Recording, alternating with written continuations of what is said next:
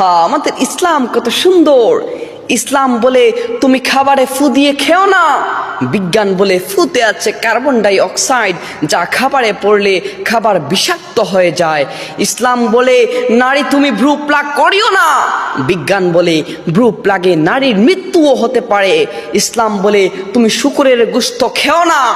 বিজ্ঞান প্রমাণ করেছে শূকর খেলে এর সম্ভাবনা বেশি। ইসলাম বলে মাদক গ্রহণকারী জান্নাতে যাবে না। বিজ্ঞান বলে মাদক স্বাস্থ্যের জন্য ক্ষতিকর। আলহামদুলিল্লাহ, সাক্ষী গর্বিত আমি ইসলাম ধর্মের অনুসারী।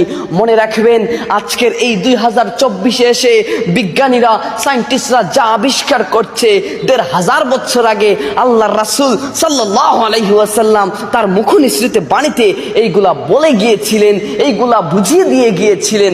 হায় আফসোস, আজ মানুষ ইসলাম থেকে দূরে সরে গিয়ে বিজ্ঞানকে বিশ্বাস